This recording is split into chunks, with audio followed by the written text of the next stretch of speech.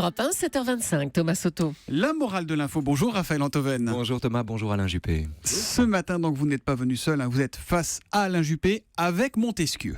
Mais oui, parce que dans l'espèce de biographie qu'il serait plus exact d'appeler d'ailleurs un portrait à la première personne que vous avez rédigé du Bordelais Montesquieu, vous célébrez l'esprit de modération de l'auteur des Lettres persanes et de l'Esprit des lois, une attitude qui, citez-vous, rend possible la plus vaste ouverture sur le monde et le plus large accueil. Alors effectivement, Thomas Montesquieu a le génie de la modération dont il fait plus qu'un principe, une méthode d'investigation. Dans quel sens dites-vous ça, Raphaël ? C'est à la modération de Montesquieu qu'on doit comprendre l'utilité républicaine des corps intermédiaires, de la noblesse au syndicat. C'est parce qu'il est modéré qu'il parvient à adopter dans les Lettres persanes le point de vue d'un étranger sur son propre pays. C'est à sa modération qu'on doit la séparation des pouvoirs législatifs, exécutifs et judiciaires sans laquelle aucune démocratie n'est possible. Pourtant, Raphaël, la modération en général, ça fait pas rêver comme programme. Précisément. Alain Juppé, la modération ne galvanise pas. À l'ère de la société du spectacle, la modération passe, à tort, pour de l'indécision. Tout comme l'humilité d'ailleurs passe pour de la faiblesse. Et la plupart des gens la tiennent indûment pour, je vous cite, une forme de conservatisme ou de conformisme provincial impropre à susciter l'enthousiasme ou le rêve.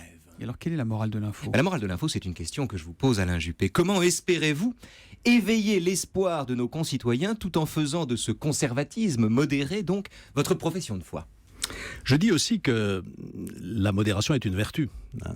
Ce n'est pas une facilité, comme on la présente souvent. Ça n'est pas aller vers la solution de la plus grande pente ou la plus facile. Au contraire, le plus facile, on le voit aujourd'hui. C'est pour ça que Montesquieu est moderne. C'est le fanatisme, c'est l'excès. On voit le fanatisme se développer de tous les côtés. Donc retrouver le sens de l'équilibre, c'est ça pour moi la modération. Et c'est une véritable discipline intellectuelle, une véritable discipline personnelle. Et c'est pour ça que je pense que c'est une vertu qui peut entraîner, qui peut créer une dynamique. Vous dites que la position la plus confortable, c'est paradoxalement la position la plus radicale.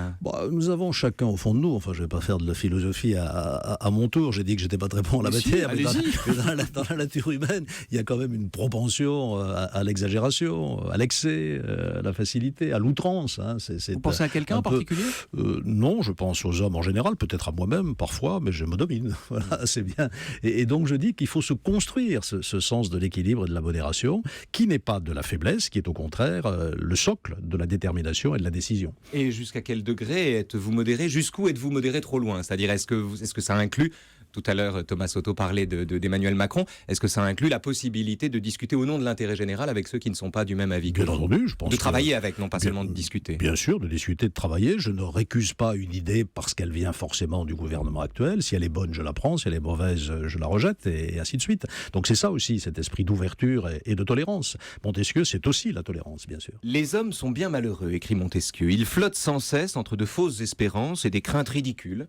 Et au lieu de s'appuyer sur la raison, ils se font des monstres qui les intimident et des fantômes qui les séduisent. Dans quelle mesure êtes-vous du même avis ? Partagez-vous cette lecture anthropologique de la condition humaine chez Montesquieu ?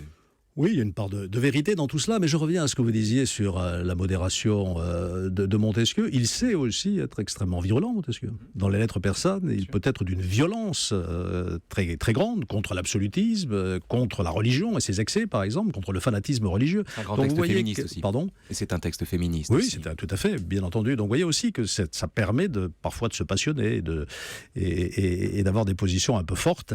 Mais voilà, je reste un homme modéré. Vous savez, à Bordeaux, chaque fois que je parle du vin de Bordeaux, je rajoute aussi à boire avec modération. Ça, c'est là obligé. aussi, c'est une vertu. Je dis que la seule chose dont on peut user sans modération, finalement, dans la vie, c'est l'amour. Voilà. Oh, c'est joli. Vous avez eu combien au bac philo, Alain Juppé ? J'ai oublié. Ah, bon, tant pis, on ne saura pas. Alors, vous chercherez... J'ai eu mon bac. Mais vous avez eu votre bac, c'est un bon début. Merci Raphaël Antoven. Merci. La morale de l'info qui revient à 7h25 demain sur Europe